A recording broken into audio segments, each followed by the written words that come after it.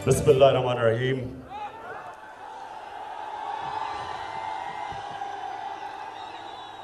इय्याका नअबुदु व इय्याका नस्तईन।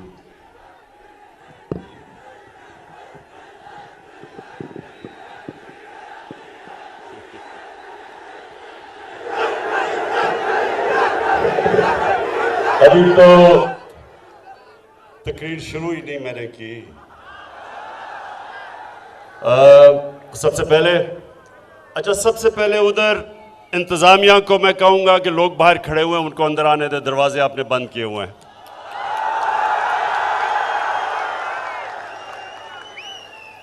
लोगों को अंदर आने दे। जुनैद अकबर, आपको 25 साल तहरीक इंसाफ में जिस तरह आपने मेहनत की और नजरियाती जदोजहद की, मैं आज आपको खराज तहसीन पेश करता हूं।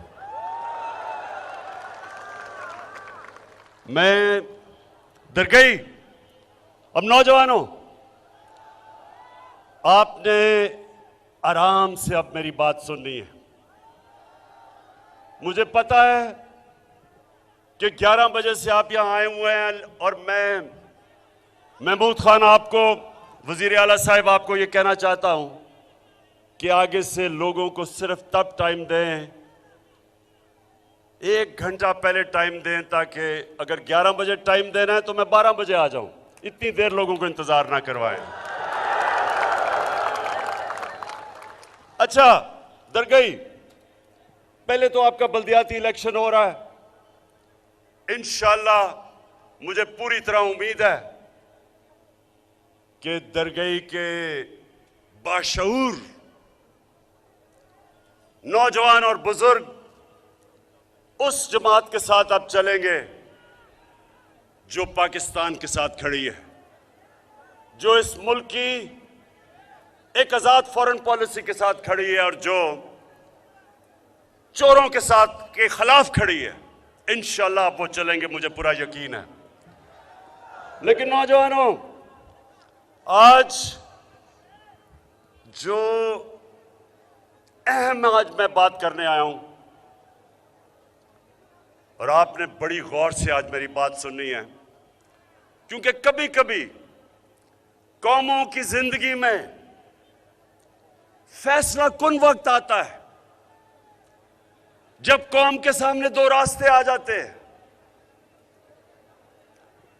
मेरे पाकिस्तान के नौजवानों, हम नमाज में सिर्फ एक चीज मांगते हैं।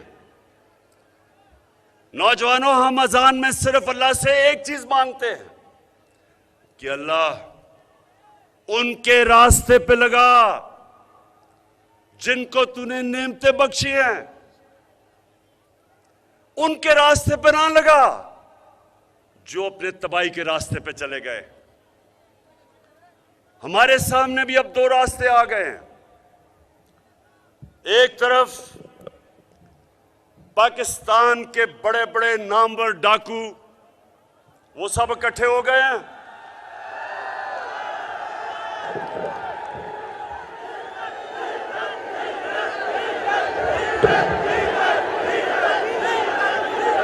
और दूसरी तरफ वो लोग हैं जिन्होंने 25 साल इन डाकुओं के खिलाफ जद्दोजहद की है। मुल्क पे फैसला कुन वक्त आ गया। इन डाकुओं ने जमा होके, इकट्ठे होके, चोरी का पैसा जमा करके हमारे एमएनएज, उनके जमीर की कीमत लगा दी है। उनको खरीदने की कोशिश कर रहे हैं। उनको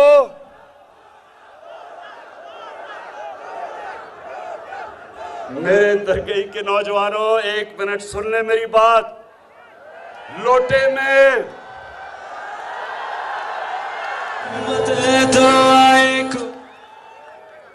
एक लोटे में, फिर से सुन ले, एक होता है लोटा और एक होता है जमीर फरोश जो अपना जमीर बेचता है। इनमें फर्क होता है। जो लोटा होता है ना, वो जिधर इक्तदार होता है उधर उसका मुंह चला जाता है,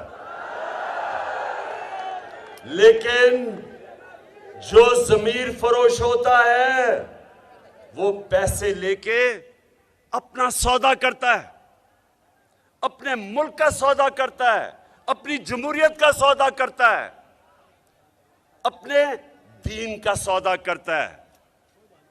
और उसका दीन जो भी दीन हो,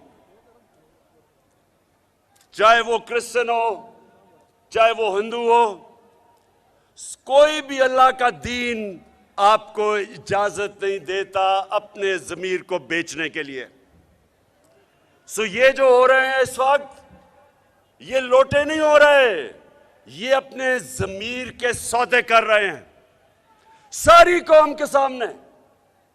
हमारे मुल्क की अदलिया भी देख रही है, हमारे मुल्क की इलेक्शन कमीशन भी देख रही है, और जो हमारे मुल्क का नौजवान है वो भी देख रहा है। आजकल दरगाह के नौजवानों, आजकल सोशल मीडिया का जमाना है।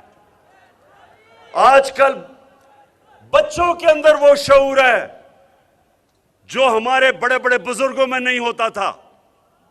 आपके मोबाइल फोन के ऊपर वो चीजें अब आपको, वो नॉलेज, वो इंफॉर्मेशन जो आज आपको मिलता है, वो इंसानी तारीख में कभी बच्चों को भी नहीं मिलता था। तो आज सारी कौम के सामने ये सौदा हो रहा है, जमीरों का सौदा हो रहा है, और इसको जमहूरियत का नाम दिया जा रहा है। दरगाह के मेरे नौजवानों और जो भी पाकिस्तान में मेरा यूथ जो इस मुल्क का मुस्तकबिल है वो देख रहा है, मैंने अपनी जिंदगी की 20-25 गर्मियां बरतानिया में गुजारी। जब मैं क्रिकेट खेलता था, पढ़ता था, हमने बरतानिया से ये निजाम लिया है जमहूरियत का। मैंने नौजवानों अपनी सारी 20-25 साल में कभी सुना ही नहीं कि वहां का कोई मेंबर पार्लियामेंट अपने जमीर का सौदा करे। वो मुसलमान नहीं है, लेकिन उनकी इखलाकी कदरें, उनकी मोरालिटी, उनकी इखलाकियात वो इतनी ऊपर है उनके सियासी लोगों में कि कोई तसव्वुर भी नहीं कर सकता अपने आप को बेचने के लिए। कोई तसव्वुर भी नहीं कर सकता कि अपने मुल्क को बेचे, अपनी जमहूरियत को बेचे, क्योंकि वहां उनको पता है कि कोई जगह नहीं मिलेगी माशरे में, उनको उनकी सियासत खत्म हो जाएगी। तो आज मैं सारी अपनी कौम को कहता हूं कि ये वो टाइम आ गया है कि आप फैसला करें, आप किधर खड़े हैं। कुरान की आयत है, दरगाह के नौजवानों, अल्लाह ने कुरान में हमें कहा है अमर बिन मारूफ व नही अनिल मुनकर। क्या मतलब है इसका? क्या मतलब है? मतलब नहीं तो अभी आपको सबको मतलब पता चल जाएगा। इसका मतलब है कि अल्लाह ने हमें हुक्म दिया है कि अच्छाई के साथ खड़े हो और बुराई के खिलाफ खड़े हो। अल्लाह ने हमें ये नहीं कहा कि तुम न्यूट्रल रह जाओ, ना इधर ना उधर। अल्लाह ने हुक्म दिया है अगर आपने अपने माशरे को बचाना है और ऊपर अजीम मुल्क बनाना है तो आपने बदी के खिलाफ खड़े होना है, जहाद लड़नी है। जब खुलेआम सिंध हाउस के अंदर बंद करके एमएनएस को सिंध की पुलिस लाके पहरा दे और बोरियां पैसे की आए और जमहूरियत का जनाजा निकाला जाए तो सारी कौम के ऊपर लाजिम हो जाता है कि वो खड़े हों सच और हक और अच्छाई के साथ, और इस किस्म की सौदाबाजी के खिलाफ अपनी आवाज बुलंद करें। यह अल्लाह का हुक्म है, ये कुरान की आयत है। और जो मुल्कों की मैं नाम ले रहा हूं, जो मुसलमान भी नहीं, नौजवानों, उन मुल्कों के अंदर उनकी अक्सरियत अच्छाई के साथ खड़ी होती है। किसी की जुर्रत नहीं है किसी सियासतदान की कि वो अपने ज़मीर का सौदा करे। तो मैं सबसे पहले, अब नौजवानों आप ये मेरी ज़रा बात सुननी है, मैं आज सबसे पहले नून लीग के लोगों से बात कर रहा हूं। नून लीग वालों, तुमने तो आसिफ जरदारी को 2 दफा जेल में डाला है चोरी पे। तुमने तो अपने दौर पे उसके ऊपर करप्शन के अरबों रुपए के जाली अकाउंट्स, फेक अकाउंट्स के केस बनाए हैं। और पीपल्स पार्टी वालों, आपने तो सारे नवाज शरीफ के ऊपर केस बनाए हुए हैं चोरी के। हुदैबा पेपर मिल का केस तो आपने बनाया उसके ऊपर। आपने, आपके जमाने में जब ये 2008 से 2018 तक जब जो 2 चोरों की हुकूमत थी, तो आपने तो एक दूसरे के ऊपर केसेस बनाए थे। तब तो ये चोर थे। और शहबाज शरीफ, आपने जब पेट फाड़ के जरदारी का पैसा निकालना था तो वो चोरी का पैसा था ना। और फिर फजल रहमान, जरा मुझे आप आज जवाब दें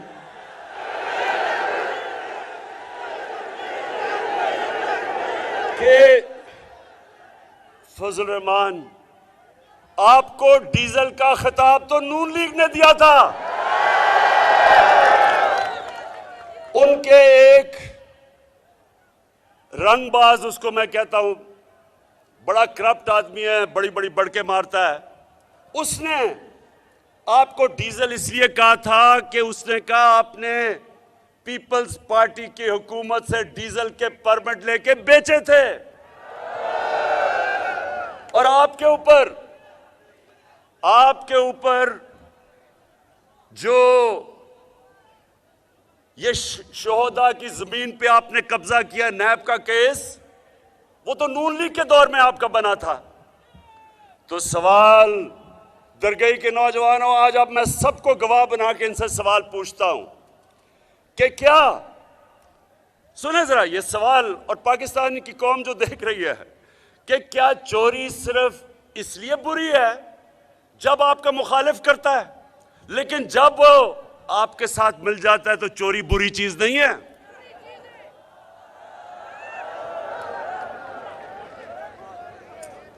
इसका मतलब, अब मैं आप सबको जो अगली बात कहता हूं, इन तीनों जमातों को, ये 3 स्टूजेस को, अभी मैं बताऊंगा 3 स्टूजेस मैं इनको क्यों कहता हूं।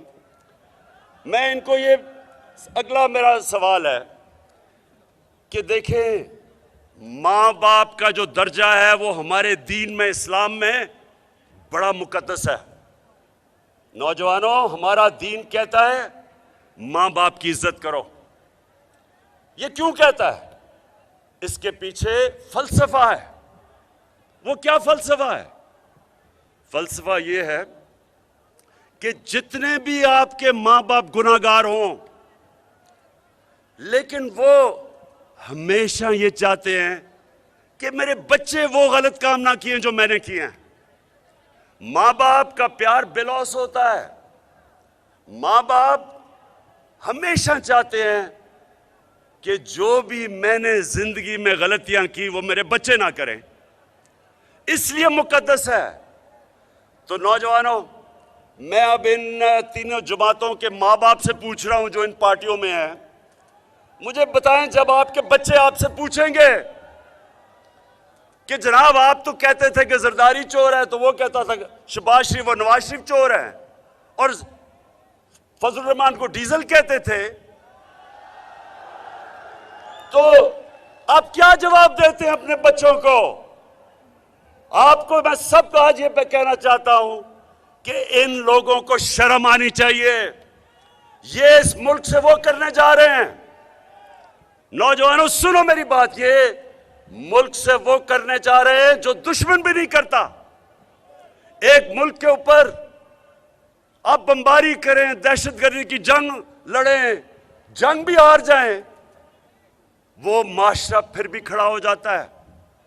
जापान के ऊपर 2 एटम बम गिरे थे दूसरी जंग अजीम में, वो फिर खड़ा हो गया। माशरे कभी भी जंग हारने से खत्म नहीं हुआ आज तक, लेकिन माशरे को अगर आपने तबाह करना है, उसकी अखलाकियात तबाह कर दो, उनको अच्छे बुरे की तमीज खत्म कर दो। इसलिए ये आयत है अमर बिल मारूफ, इसलिए अल्लाह ने हमें हुक्म किया है कि अच्छाई के साथ खड़ी हो और सब बुराई के खिलाफ जिहाद करो। आपकी बेहतरी के लिए, माशरे की बेहतरी के लिए, माशरे को जिंदा रखने के लिए। ये जो लोगों के चोर, लोगों के चोरी के पैसे से जमीर के सौदे कर रहे हैं, ये हमारे माशरे में, मैं फिर से कहता हूं, ये वो करने जा रहे हैं इस मुल्क के साथ जो कोई दुश्मन भी नहीं कर सकता। इस मुल्क की इखलाकियात तबाह करने जा रहे हैं कि वो लोग जो पब्लिक के नुमाइंदे हैं, एमएनए जो होता है वो पब्लिक से वोट लेके आता है, पब्लिक रिप्रेजेंटेटिव कहता है, पब्लिक के मफादात की हिफाजत करने आता है। तो जब वो जाके अपने ज़मीर को बेचता है, तो वो तो उसके बाद आप कैसे रोकेंगे किसी को चोरी करने से? वो कहेंगे जी लीडर तो सारे चोरी कर रहे हैं और हमें कह रहे हैं सीधे रास्ते पे चलो। कौम की जब अखलाकियात खत्म होती है, कौम मेहनत करना छोड़ देती है। क्यों कोई मेहनत करे जब चोरी में पैसा है?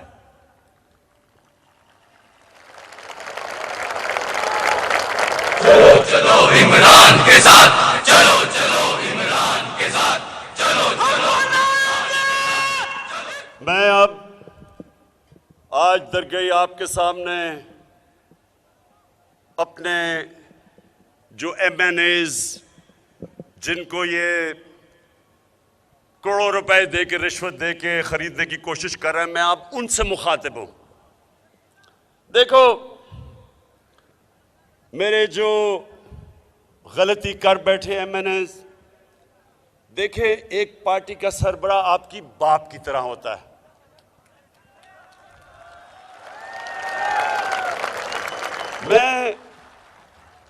मैं आपकी भलाई के लिए अब बातें कर रहा हूं।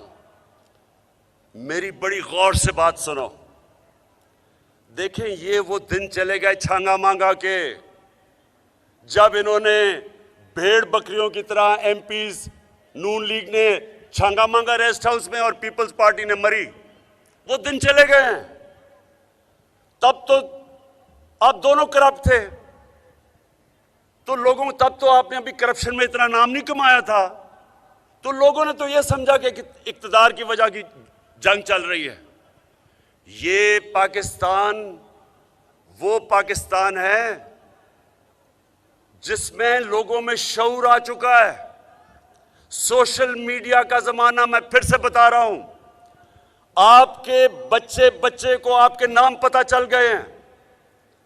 आपको सबको पता चल गया है कि आपने अगर पार्टी को छोड़ा तो सिर्फ और सिर्फ आप पैसे लेके छोड़ेंगे। आप जितना मर्जी कहेंगे जी मेरी ज़मीर जाग गया है और मैंने फैसला किया इन चोरों के साथ मिलने का, लोग आपकी बात नहीं मानेंगे। आप जितना भी कहेंगे जी इमरान खान बड़ा बुरा आदमी है, होगा बड़ा बुरा, लेकिन लोग आपकी बात नहीं मानेंगे। लोग सब समझेंगे कि अब आपने अपने आप को बेचा है। दरगई के लोगों, नौजवानों, आप मुझे यह बताएं, हाथ खड़ा करके, अभी नहीं मैं बताऊंगा। आप मुझे यह बताएं कि क्या आप ये सब समझते हैं कि इन्होंने अगर हमारा कोई भी आदमी इनके लिए वोट डालेगा, ये सिर्फ और सिर्फ इनसे पैसे लेके अपना जमीर बेच के वोट डालेगा। अगर आप समझते हैं तो हाथ खड़ा कर दें। ये जरा एक मिनट फिर से हाथ, जरा कैमरा दिखाना कि ये लोग, ये सारा पाकिस्तान यही समझेगा। सारे पाकिस्तान में मेरे एमएनएज, मेरी सुन लें मेरी बात आज, सारे पाकिस्तान ये समझता है, आप जो मर्जी उनको कह लें, सारा पाकिस्तान ये समझेगा कि आपने अपना ज़मीर बेचा है। और ये जो सोशल मीडिया है हमेशा के लिए आपके नाम के साथ लग जाएगा कि आप ज़मीर फरोश हैं। आपके लिए शादियों में जाना मुश्किल हो जाएगा, आपके बच्चों से लोग शादियां नहीं करेंगे, स्कूल के अंदर आपके बच्चों से बुरा भला का मजाक करेंगे, बुरा भला कहेंगे। आप हमेशा के लिए आप अपना मुस्तकबिल ये पैसे लेके तबाह कर देंगे। आपकी जिंदगी में जिल्लत होगी। लोग बाशऊर हैं। आप ये छांगा मांगा के दिन चले गए हैं। लोगों ने आपको माफ नहीं करना, क्योंकि लोग ये जो थ्री स्टूजेस हैं इनकी शक्लें जानते हैं 35 सालों से। ये 35 सालों से चोरी कर रहे हैं। इन तीनों के ऊपर नैब के अंदर अरबों रुपए के करप्शन के केसेस हैं। आप जो मर्जी कर दे, उल्टा लटक जाए, लोगों ने कहना है कि ये अपने जमीर बेच के गए हैं वहां। क्यों? मुझे बताएं कि आप क्या समझते हैं। आप बताएं, हाथ खड़े करके बताएं कि आप क्या समझते हैं। सारी कौम आज ये समझती है, सारी कौम के ऊपर से पर्दा उठ चुका है, किसी को आप पागल नहीं बना सकते। तो इसलिए मेरे जो एमएनएज गलती कर बैठे हैं, आज मैं आपको पैगाम दे रहा हूं कि मैं आपको माफ कर दूंगा, वापस आ जाए। साफ चली शफाफ चली तहरीके इंसाफ चली, एक दूजे का थामो। हम सबसे गलतियां हो जाती हैं। अल्लाह रहमान और रहीम है, माफ करने वाला है। मैं क्या चीज हूं? मैं तो जिस तरह का बाप की तरह हूं। बाप अपने बच्चों की गलतियां माफ कर देता है। लेकिन फिर से आखिरी में बात कहूंगा, खुदा के वास्ते, अपने बच्चों के मुस्तकबिल के वास्ते ये गलती ना करना, ये गलती ना करना। मुझे लोगों ने कहा कि इमरान खान, ये सुने, मुझे लोगों ने कहा, उन्होंने ये कहा कि देखें वो तो उनके पास सिंध की हुकूमत है, वो तो सिंध की हुकूमत का पैसा इस्तेमाल कर रहे हैं, तो आपके पास तो पंजाब, पख्तूनख्वा, आज़ाद कश्मीर और गिलगित बल्तिस्तान है। आपके पास तो बहुत ज़्यादा पैसा है, आप इनको खरीद के वापस ले आए। मैंने अपने लोगों को कहा जिन्होंने मुझे ये तजवीज़ दी, मैंने कहा सबसे पहले मैं अल्लाह को जवाब दूं, मुझे अपनी आखिरत की फिक्र है।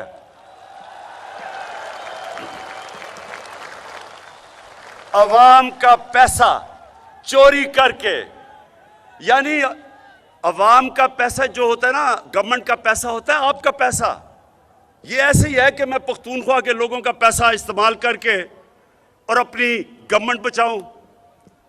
अगर मैंने लोगों का पैसा चोरी करके अपनी गवर्नमेंट बचानी है, इससे बेहतर है कि मेरी गवर्नमेंट चली जाए।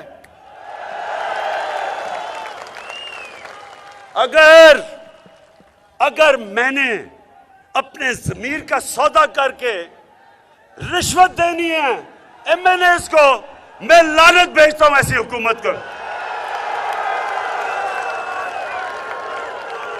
और ये दरगई, जरा ये सुने,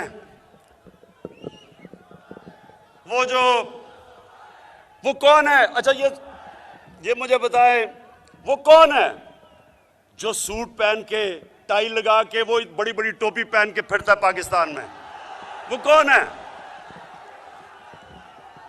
ये वो है? नहीं, ये डीजल नहीं है, ये वो आदमी है। सुने जरा, ये इसने मुझे तजवीज दी है। सुने जरा, इस बेशरम ने मुझे तजवीज दी है कि इमरान खान आपको एब्सोल्युटली नॉट नहीं कहना चाहिए था। इसके बेटे ने भी ये तजवीज दी है। और फिर इसने कहा है, दरगई में नौजवानों, बेशर्मी की इंतहा देखो। कहता है कि यूरोपियन यूनियन के एम्बेसडर्स ने उनकी आपको तनकीद भी करनी चाहिए थी। जरा शहबाज शरीफ और आपके बेटे और वो जो उधर बैठा हुआ है डरपोक, झूठा मुजरिम, डरपोक और झूठा और अरबों रुपए की प्रॉपर्टीज में बाहर बैठा हुआ है, जरा सुन लो मेरी बात। मुझे यह बताओ कि मैंने एब्सोल्युटली नॉट किस बात पे किया था? उन्होंने मेरे से पूछा था कि क्या पाकिस्तान अमेरिका को बेस देगा अफगानिस्तान के अंदर, अगर इंतशार हो तो यहां से बेस इस्तेमाल करे अफगानिस्तान के खिलाफ। ये उसने मेरे से पूछा था। मैं आप सबको, नौजवानों, मैं आपको बताना चाहता हूं, मैं जब 25 साल पहले पॉलिटिक्स में आया था तो मेरी पार्टी का नस्बुलैन था, इया कनाबुदु व इय्याका नस्तईन। अल्लाह तेरी इबादत करता हूं, तेरे से मदद मांगता हूं। मैंने जब से पहले दिन से मैंने क्या कहा था कि ना मैं कभी किसी के सामने झुकाऊं, ना अपनी कौम को किसी के सामने झुकने दूंगा। जो हमने अमेरिका की जंग में शिरकत की, जो नौजवानों पाकिस्तान ने अमेरिका की जंग में शिरकत की, 80,000 हमारे लोगों की जानें गई, हमारा कबायली इलाका तबाह हो गया, 35 लाख लोगों ने नकल मकानी की वहां से जब हमने उनकी जंग में शिरकत की। 100 अरब डॉलर से ज्यादा मुल्क को नुकसान हुआ। तो मैं छोटे मियां शोबाज आपसे मैं सवाल पूछता हूं कि क्या मिला उससे हमें? जो आपका ये कहने का मतलब कि फिर से हम उनकी जंग में शामिल हो जाएं, मैं वाज़ेह करता हूं, मैंने अमेरिका को बार बार कहा, अमन में हम आपके साथ हैं, जंग में आपके साथ नहीं है। तो मुझे जो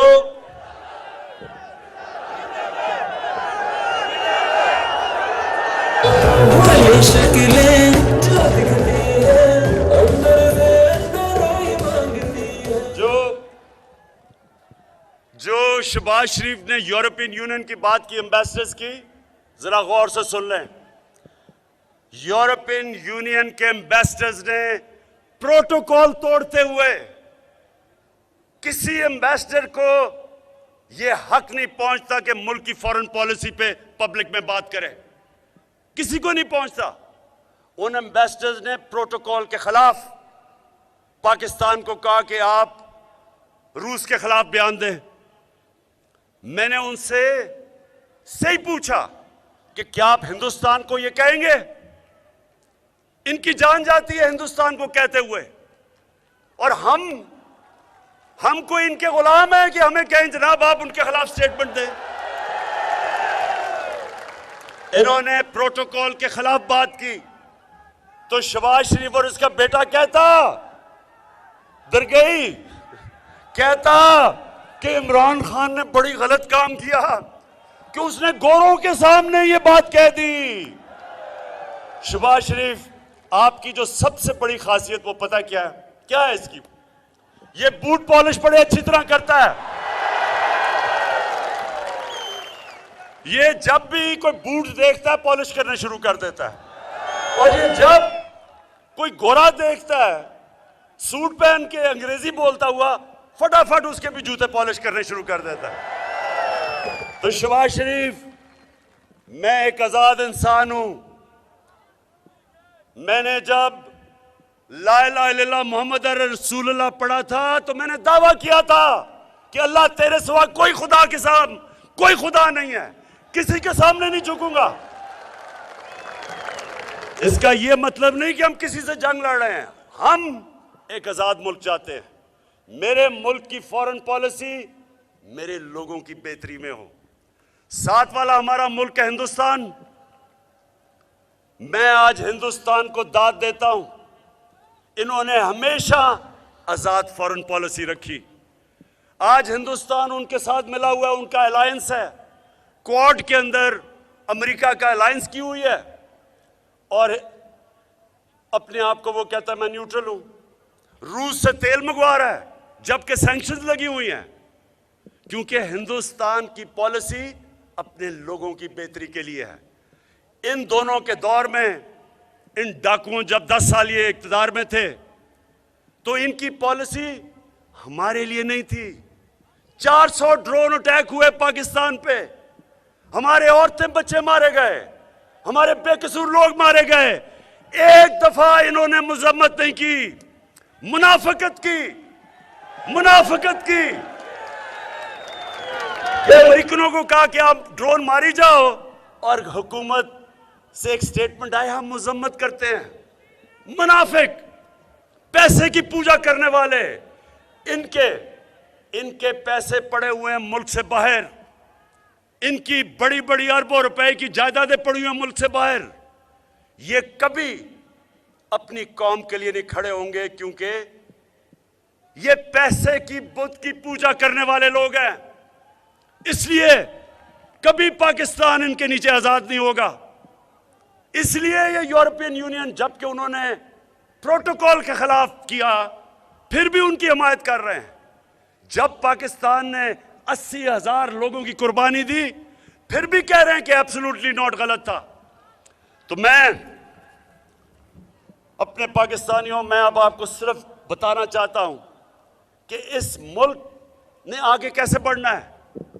इस मुल्क ने आगे कभी भी दूसरी सुपर पावर्स के सामने झुक के अपनी गैरत खत्म करके गुलाम बन के ये आगे नहीं बढ़ेगा। ये आगे तब बढ़ेगा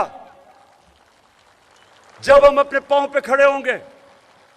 और मैं आज आपको बताना चाहता हूं कि ये 3.5 साल में जो हमने किया है, सिर्फ और सिर्फ कोशिश हुई है कि पाकिस्तान अपने पैर पे खड़ा हो। और मैं आपको बताऊंगा क्या क्या किया। लेकिन सबसे पहले, लोग कहते हैं जी आपने क्या किया 3.5 साल में। आज दरगई के नौजवानों और बुजुर्गों, ये गवाही देना जो मैं आपको बताने लगा हूं कि कभी पाकिस्तान की तारीख में 3.5 साल में किसी हुकूमत ने वो काम नहीं किए जो हमने किए हैं। मैं चैलेंज करता हूं आज, और मैं अभी आपको गिनाता हूं कि हमने किया क्या। लेकिन सबसे पहले मैं अल्लाह का खास शुक्रगुजार हूं कि उसने मेरे नबी सल्लल्लाहु अलैहि वसल्लम के सामने और मेरे अल्लाह के सामने मुझे सुरखरू किया। क्योंकि मैं 3 साल से जद्दोजहद कर रहा था कि मेरे नबी सल्लल्लाहु अलैहि वसल्लम की जो बेहुर्मी होती थी, बेहुर्मती, उनकी शान में जो गुस्ताखी होती थी, उनके ऊपर जो कार्टून बनाए जाते थे, जो खाके बनाए जाते थे, पाकिस्तान में हम तोड़ फोड़ अपनी करते थे, पुलिस उनको नुकसान पहुंचाते थे। बेचारे कई पुलिस वाले शहीद हुए, कई जख्मी हुए, लेकिन कोई फर्क नहीं पड़ता था। मैं बार बार इनको कहता गया कि मैं आपकी ये जंग लड़ूंगा और इंशाल्लाह जीत के दिखाऊंगा। और मेरी टीम, मेरे फॉरेन ऑफिस, मेरी टीम, हमने हर फोरम पे यूनाइटेड नेशंस में जाके मैंने तकरीर की। पहली दफा जब भी मैंने यूएन में तकरीर की, मैंने बात की जो इस्लामोफोबिया, यानी जो इस्लाम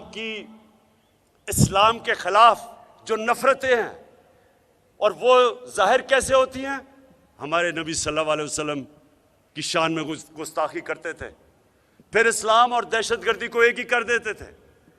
तो मैंने हर फोरम पे मैंने अपनी आवाज़ बुलंद की।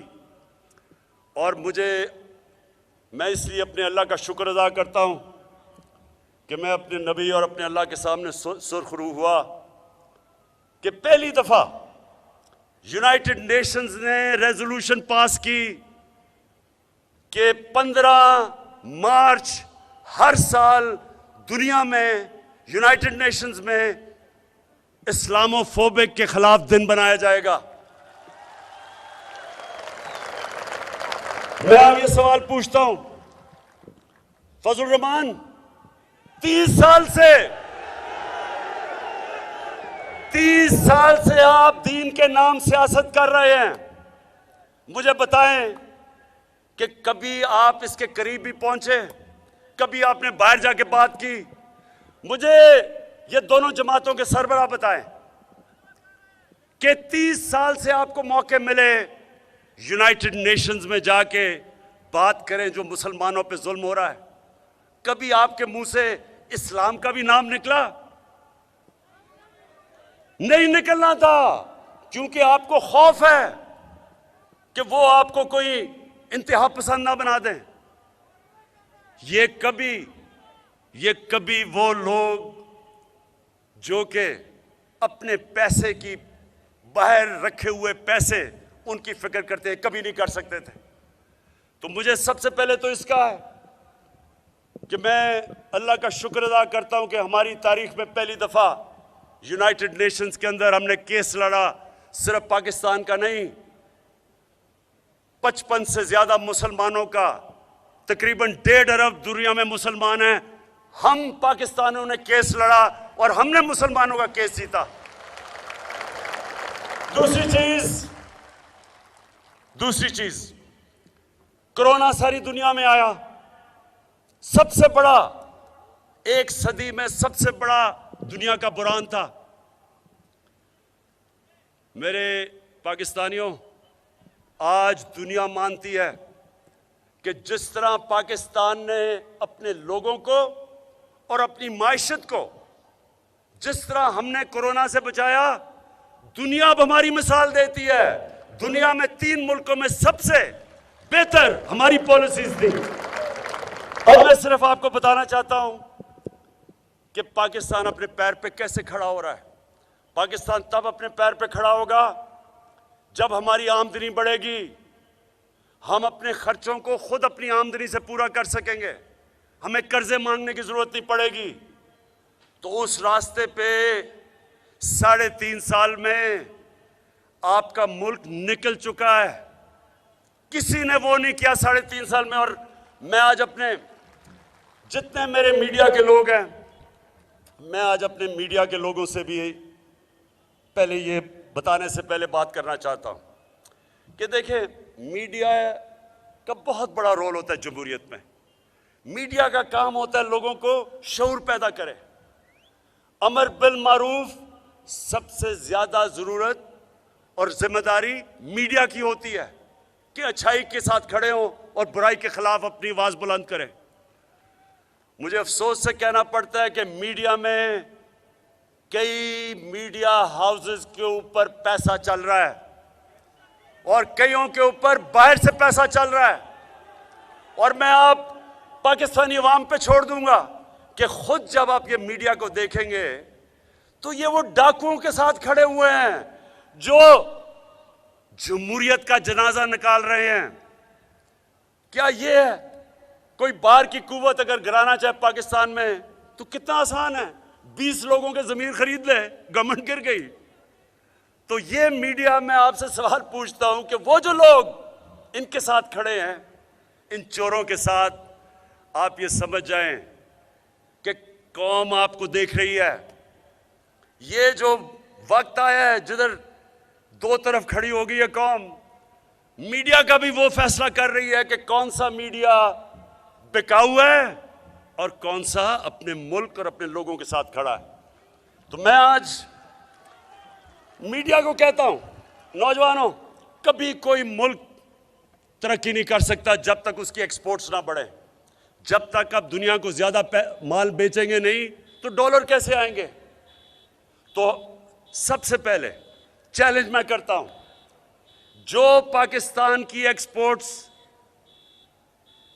हमारे जमाने में बढ़ी हैं, इसका कोई इससे पहले मिसाल नहीं।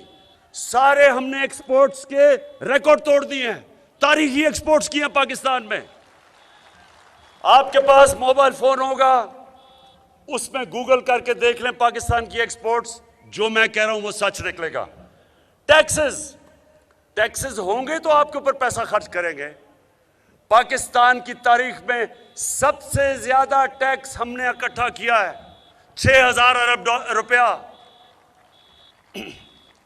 कभी से पहले किसी ने इतना टैक्स इकट्ठा नहीं किया। तो यानी कि दौलत में इजाफा हो रहा है। फिर बाहर से जो डॉलर्स हमें भेजते हैं हमारे बैरून मुल्क पाकिस्तानी, इस मुल्क की तारीख में कभी इतना ज्यादा पैसा डॉलर्स बाहर से पाकिस्तान में नहीं आए जो अब आए हैं। Remittance record. फिर सुनते जाएं, ज़राई इस्लाहत हमने की। आज 5 बड़ी जो फसलें हैं पाकिस्तान ने सारे रिकॉर्ड तोड़ दिए हैं। गंदम सबसे ज्यादा रिकॉर्ड, चावल रिकॉर्ड, गन्ना रिकॉर्ड, मकई रिकॉर्ड, आलू रिकॉर्ड, सबसे ज्यादा हमने फसलें किए। ये भी अपने मोबाइल पे चेक कर लें। फिर जो नौजवानों आपका मुस्तकबिल है आईटी में, इंफॉर्मेशन टेक्नोलॉजी में, आज पाकिस्तान में सबसे ज्यादा हमने अपनी आईटी की एक्सपोर्ट्स 75% बढ़वाई है 2 सालों में। और इंशाल्लाह जो टेक्नोलॉजी जोन्स बनाई हैं, ये मुल्क सबसे आगे निकल जाएगा क्योंकि हमारे पास नौजवान आबादी है। फिर कंस्ट्रक्शन, पाकिस्तान की तारीख में जो हमने कंस्ट्रक्शन में पैसा दिया है, जो उनकी मदद की है, जो सब्सिडी दी है, जो इंसेंटिव, वो कभी पहले नहीं था। उसकी वजह से 1500 अरब रुपए का कंस्ट्रक्शन के अंदर पैसा आया। उसकी वजह से 30 फैक्ट्रियां चलनी शुरू हुई। हमने कंस्ट्रक्शन के साथ साथ बैंकों के साथ मिलकर पहली दफा पाकिस्तान की तारीख में वो लोग जो तनख्वाहदार थे, जो कभी अपना घर नहीं बना सकते थे, पहली दफा पाकिस्तान के बैंक अब पैसे दे रहे हैं आम लोगों को, विल्डर को, किसान को, मजदूर को, तनख्वाहदार तबके को, क्योंकि हुकूमत सब्सिडी दे रही है 30 अरब की। 50 अरब रुपए के अब तक कर्जे दे चुके हैं आम लोगों के लिए। फिर देखें, पाकिस्तान की तारीख में पहली दफा इस्लामाबाद के बाद नया शहर बन रहा है, रावी सिटी। इससे हमारा एक तो लाहौर बचेगा, दरिया रावी बचेगा, लाहौर में पानी ऊपर आएगा क्योंकि ब्राजेस बनेंगे, सीवरेज ट्रीटमेंट प्लांट बनाएंगे, एक नया मॉडर्न शहर बना रहे हैं लाहौर को बचाने के लिए। ये कभी किसी ने पहले नहीं किया। सेंट्रल बिजनेस डिस्ट्रिक्ट एक लाहौर में हमने शुरू किया है। वॉल्टन एयरपोर्ट जो बिल्कुल जिसको कहते हैं डेड कैपिटल था, आज वहां एक नया बिजनेस डिस्ट्रिक्ट बन रही है दुबई की तर्ज पे, जिससे नौकरियां बनेंगी और लाहौर मॉडर्न लाहौर बनने जा रहा है। नाला लई प्रोजेक्ट पिंडी को आगे बढ़ाने के लिए, मॉडर्न सिटी बनाने के लिए अगले 2 हफ्ते में नाला लई प्रोजेक्ट अनाउंस करूंगा। उसके बाद नौजवानों ये सुनते जाएं, इंडस्ट्री, मुल्क की दौलत तब बढ़ती है जब इंडस्ट्री बढ़ती है। पहली दफा पाकिस्तान में इंडस्ट्रियल प्रोडक्शन बढ़नी शुरू हुई है। अभी लार्ज स्केल मैन्युफैक्चरिंग इंडस्ट्री में नजर आया है कि हर मुश्किलों के बावजूद पाकिस्तान की इंडस्ट्री तेजी से बढ़ रही है, जिसका मतलब टैक्स बढ़ेंगे, जिसका मतलब नौकरियां आएंगी, जिसका मतलब मुल्क की दौलत में इजाफा होगा। तो ये इसके साथ साथ मैं जो आपको एक सबसे जबरदस्त आज खबर देना चाहता हूं, ये जरा सुने आप। खबर ये है कि 11 सालों से पाकिस्तान के ऊपर एक जुर्माना हुआ था। रेकोडिक एक ऐसी चीज थी कि उसमें पाकिस्तान ने जो हमारा इख्तिलाफ हुए, इंटरनेशनली पाकिस्तान के ऊपर 6 अरब डॉलर का जुर्माना हुआ और इंटरेस्ट लग गया। अगर हम आज में आने से पहले साइन करके आए उनके साथ मुआहदा, अगर मैं ये ना करता तो सुन लें जरा आप, 2000 अरब रुपए का इस मुल्क को हर्जाना देना पड़ना था। 2000 अरब। सोचे पख्तूनख्वा का जो सारा डेवलपमेंट एक्सपेंडिचर कितना है महमूद खान? 200 अरब सारा आपका साल का डेवलपमेंट एक्सपेंडिचर है। 2000 अरब का पाकिस्तान के ऊपर हर्जाना था, हमारा दिवालिया निकल जाना था।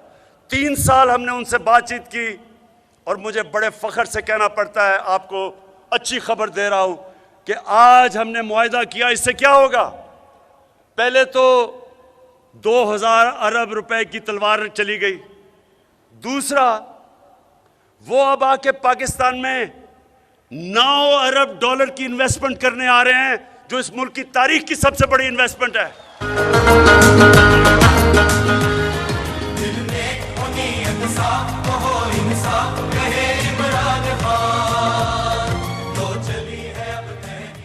तो ये खास तौर पे आज मैं अपने बलूचिस्तान को खुशखबरी सुनाना चाहता हूं, क्योंकि इससे जो पैसा बलूचिस्तान में आएगा, मुझे खुशी ये है कि बलूचिस्तान पीछे रह गया और अब असल फायदा बलूचिस्तान को होगा। पाकिस्तान को ये फायदा होगा कि हमें डॉलर्स आएंगे, और जो हमें हमेशा IMF के पास जाना पड़ता है क्योंकि डॉलर्स कम हो जाते हैं, इंशाल्लाह अपने पैर पे खड़े होने के लिए ये बहुत बड़ा कदम आज लिया गया है। उसके बाद इनकी करप्शन की वजह से एक रेंटल पावर का 200 अरब रुपए का हमारे ऊपर हर्जाना हो गया था। अदालत ने फैसला कर दिया था कि पाकिस्तान 200 अरब रुपया दे। मैंने तुर्की के सदर अर्दोगान से बात की। वो तुर्की की कंपनी थी। सदर अर्दोगान से बात की और हमने बैठ के 200 अरब रुपए का जो अदालत ने हमारे ऊपर फैसला कर दिया था, 200 अरब रुपए माफ करवाए, मुल्क को बचाए। फिर सुने मेरे नौजवानों, सुनते जाएं। अब लोग कहते हैं जी क्या कुछ नहीं इन्होंने, मैं तो भी थोड़ी सी आपको चीजें कर रहा हूं क्योंकि आप बड़ी देर के खड़े हुए हैं। 2 हमने कॉन्ट्रैक्ट रीनिगोशिएट किए, एक IPPs के साथ और दूसरा कतर के साथ। 10 सालों में हमने अपने मुल्क का 700 अरब रुपया बचाया है। 70 अरब रुपया हर साल का। ये सोचे कि वो अब आपके ऊपर लगेगा बजाय कि वो इन कॉन्ट्रैक्ट्स में जाता। और मैं आज आपके सामने, ये मुराद सईद बैठा है, मैं इसको आज आप सबके सामने खराज तहसीन पेश करना चाहता हूं। और मैं ये चाहता हूं कि मेरे जो सहाफ़ी हमारे ज़बरदस्त हैं पाकिस्तान में, ज़रा ये गौर से मेरी बात सुने। फ़र्क क्या होता है कि जब एक हुकूमत, एक ईमानदार हुकूमत आती है और जो करप्ट हुकूमत होती है, फ़र्क क्या उसमें होता है?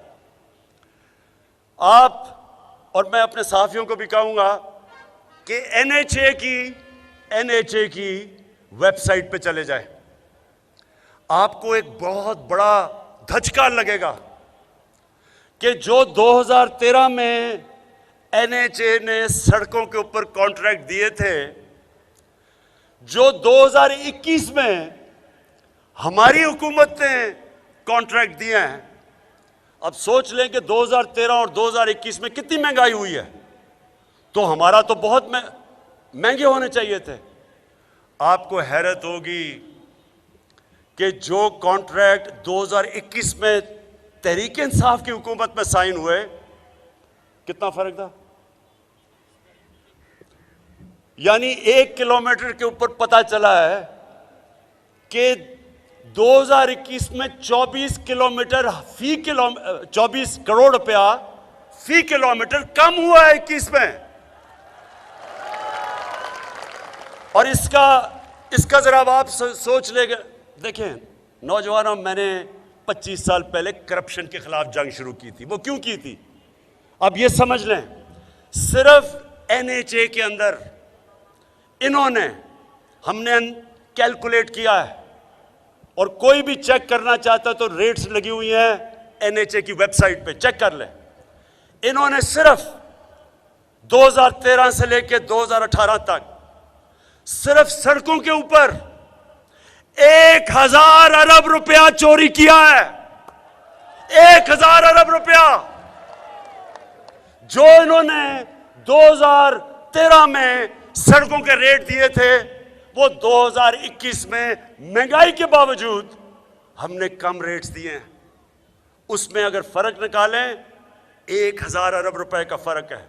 यह होता है जब एक ईमानदार हुकूमत आती है, अवाम के पैसे बचाती है, अवाम के लिए काम करती है। और उसकी वजह से जितनी इन्होंने 3.5 साल में सड़कें बनाई थी, उससे दुगनी सड़कें हमने बनाई हैं, क्योंकि हमने सस्ती सड़कें बनाई हैं। पैसा हमारे पास बच गया, अवाम का पैसा था, अवाम पे लगा है। और फिर अब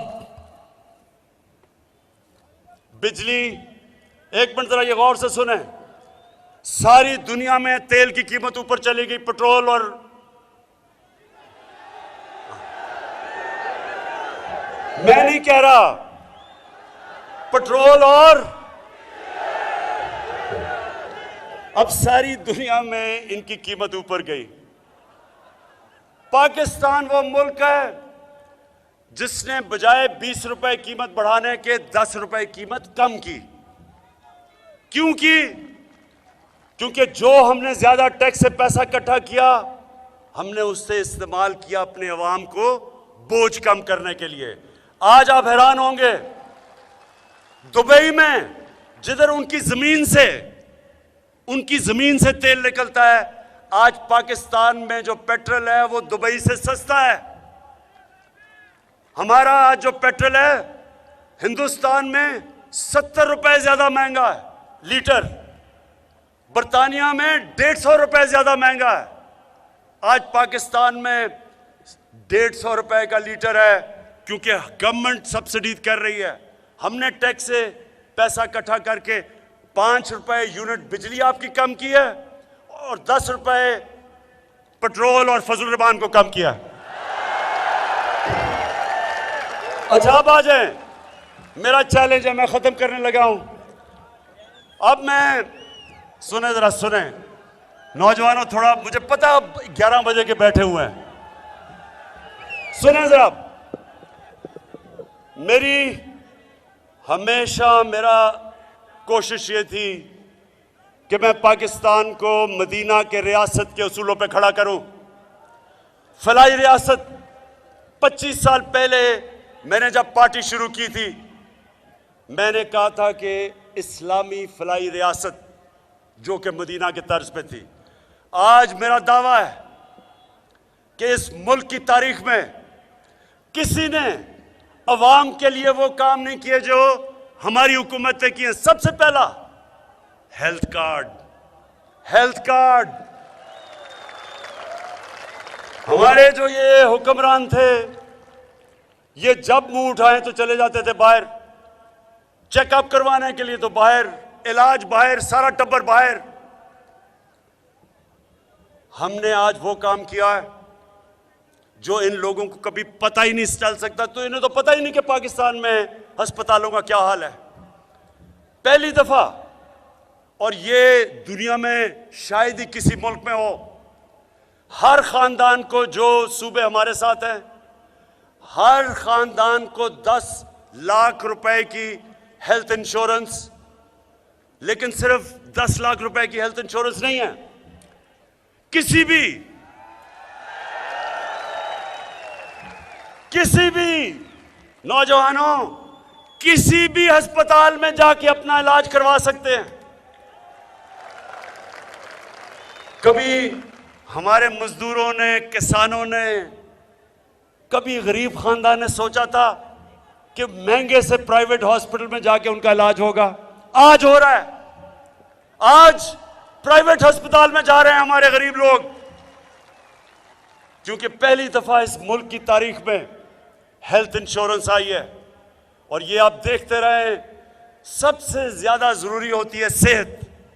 और मैंने अपने लोगों की, जब से मैंने सियासत शुरू की थी, मैं ये चाहता था कि एक दिन सबसे पहले मैं अपने मुल्क के लोगों की सेहत कि मुश्किल वक्त में गरीब खानदान है, घर में बीमारी होगी, बच्चा बीमार है, माँ बाप बीमार हैं, पैसे नहीं हैं।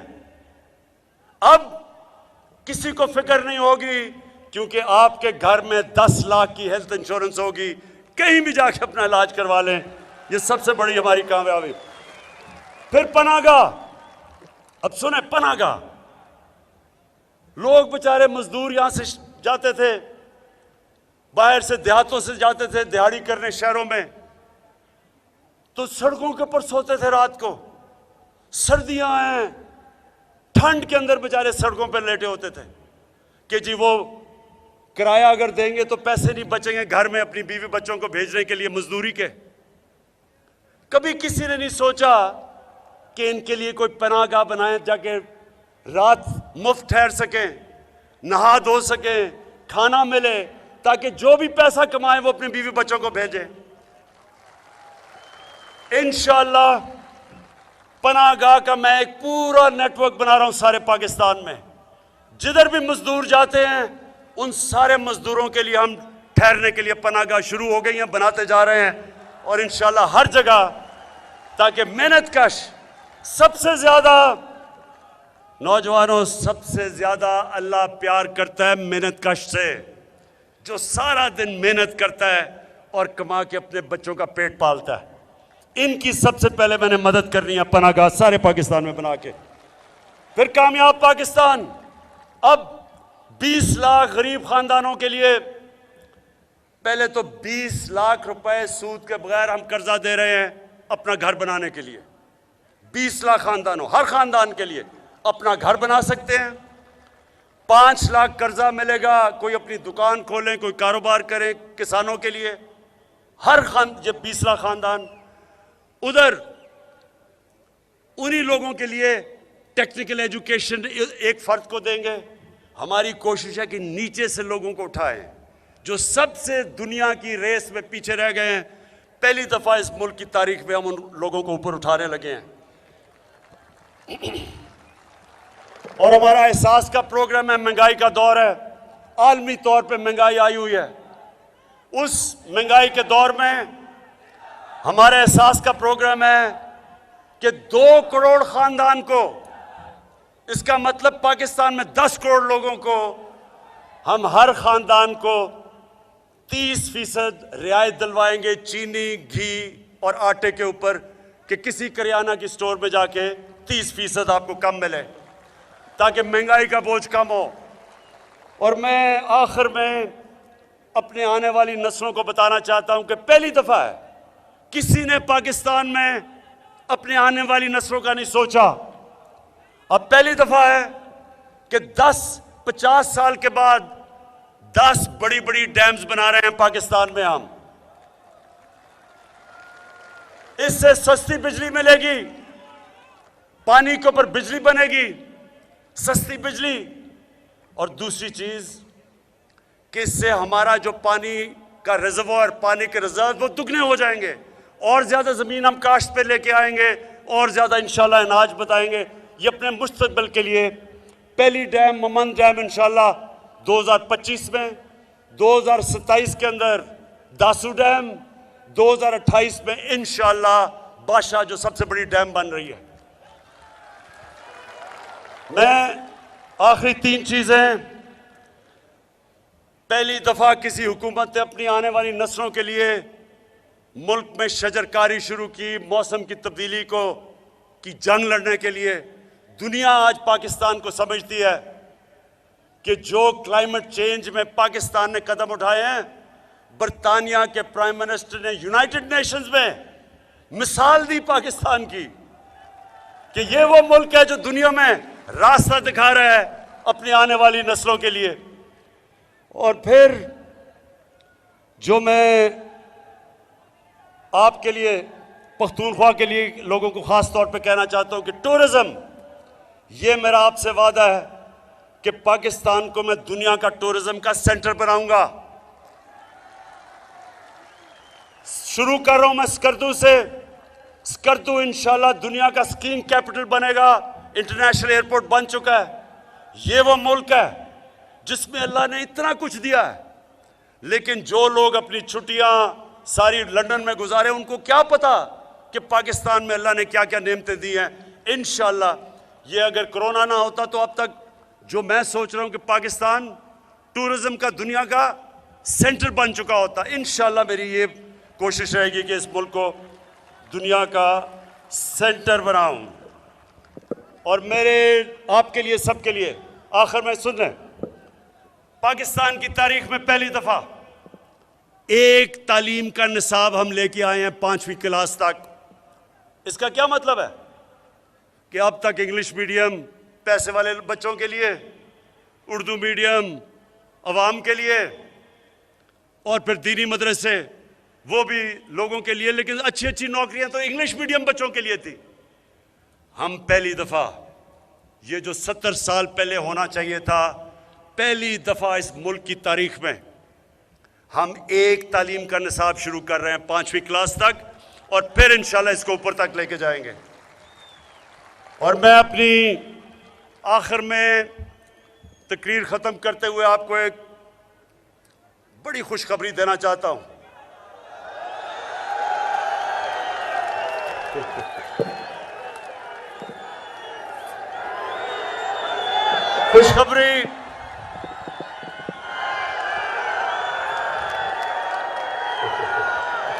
खुशखबरी क्या है?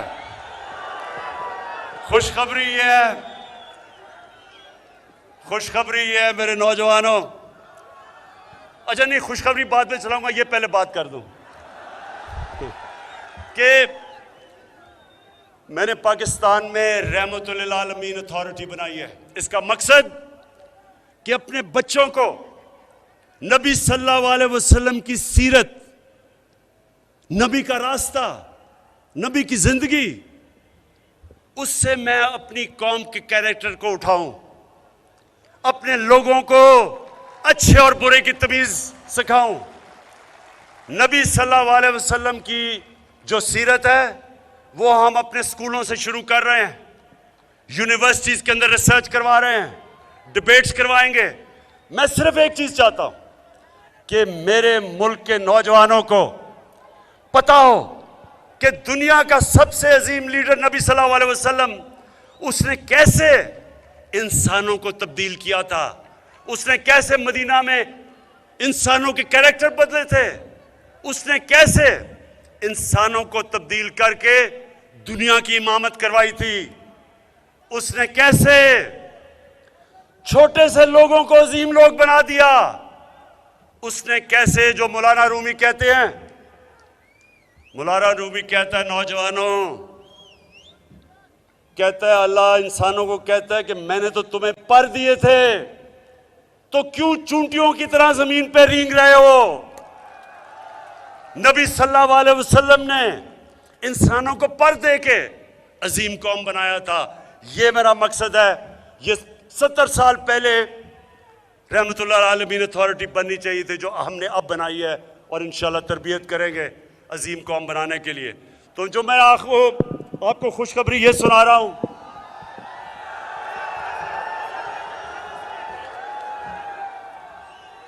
कि ये जो थ्री